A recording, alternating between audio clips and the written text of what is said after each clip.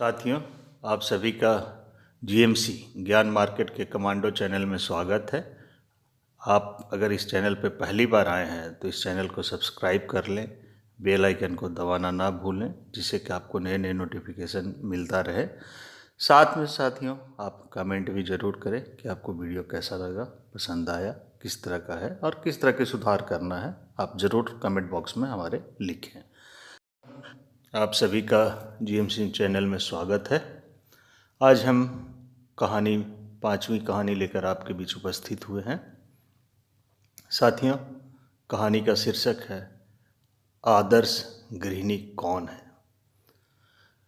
आखिर आदर्श गृहिणी किसे कहते हैं, इसी के ऊपर हमने एक छोटा सा वीडियो बनाया है, कहानी के रूप में आपके बीच में लाया है। आपको ये कहानी बहुत पसंद आएगी, ऐसे ही मेरा मानना है। तो साथियों, चलते हैं कहानी की ओर। एक बार गौतम बुद्ध अनाथ पिंडक सेठ के घर पधारे। वे सेठ जी से बात कर ही रहे थे कि अंतःपुर में कलह होने की आवाज़ सुनाई दी। तथागत के उस संबंध में पूछने पर सेठ ने बताया कि वे अपनी बहू सुजाता के कारण बड़े परेशान हैं। जो सेठ की बहू का नाम सुजाता है साथियों, वह बड़ी अभिमानी है, पति का अनादर करती है और हमारी अवज्ञा करती है। इसी कारण घर में हमेशा कलह हुआ करता है। तथागत ने सेठ से बहू को भेजने को कहा। तथागत दोस्तों बुद्ध को ही बोला जाता है। तथागत ने सेठ से बहू को बुलाने को कहा।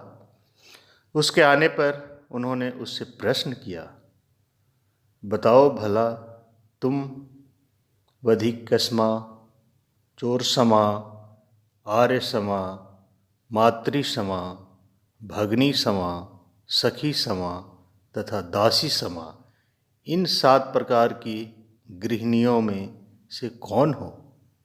भगवान बुद्ध सुजाता से पूछते हैं। सुजाता बोली, मैं इनका तात्पर्य समझी नहीं, कृपया स्पष्ट करें। तब तथागत बोले, जो गृहिणी हमेशा क्रोध करती है, जिसका पति पर बिल्कुल प्रेम नहीं होता, जो उसका अपमान करती है और पर पुरुष पर मुग्ध होती है, वह ठीक एक हत्यारिणी के समान होती है और इसलिए ऐसी स्त्रियों को वधिकस्मा कहा जाता है, वधिकस्मा कहा जाता है, जो अपने पति की संपत्ति का सदुपयोग नहीं करती वरन उसे चुराकर अपने उपभोग में लाती है, वह चोर समा होती है। तथागत ये दूसरा बताते हैं चोर समा के बारे में। जो आलसी होती है और बिल्कुल काम नहीं करती, कर्कशा होती है तथा पति के सामने अपना बड़प्पन दिखाती है, वह आर्य समा होती है। आर्य समा की परिभाषा बताते हैं साथियों। इसके आगे, जो हमेशा अपने पति का चिंतन करती है, अपने प्राणों से भी अधिक उसकी रक्षा करती है, वह मातृ समा होती है।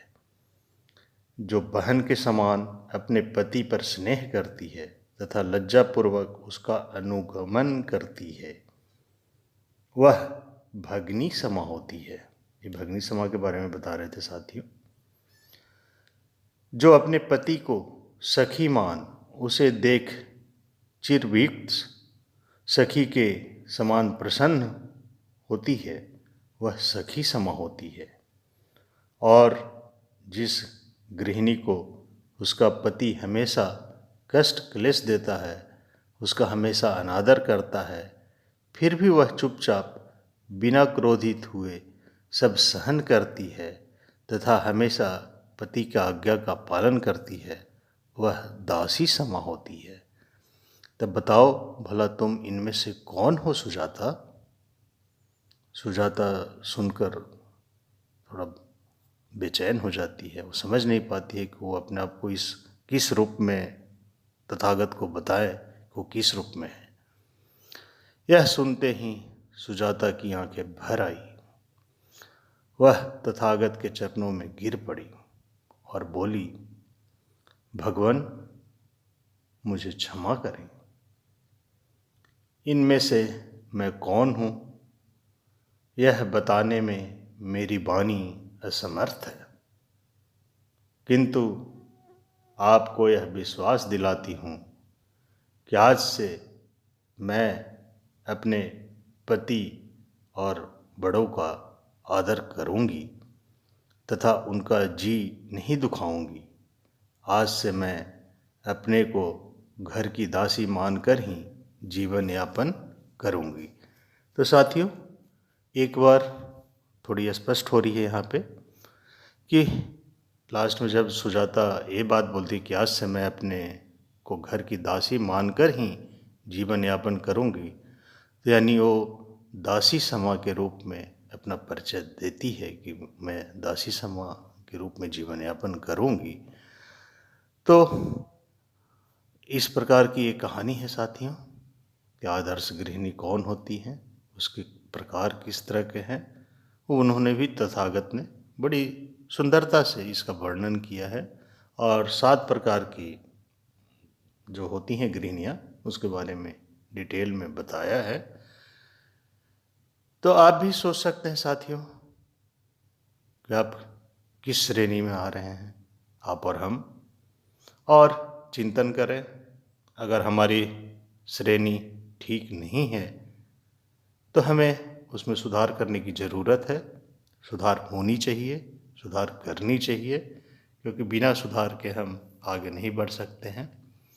तो साथियों, ये आदर्श गृहिणी कौन है, इस पे कहानी है। आपको एक हमारे चैनल को जुड़े रहे, इसी तरह की कहानी आपके बीच हम लाते रहेंगे और नई नई कहानियाँ आपको मनोरंजन करती रहेगी, साथ में ज्ञानवर्धन भी करती रहेगी।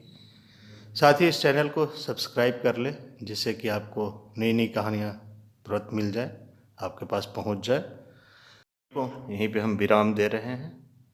थैंक्स साथियों, thanks for watching this video, thanks for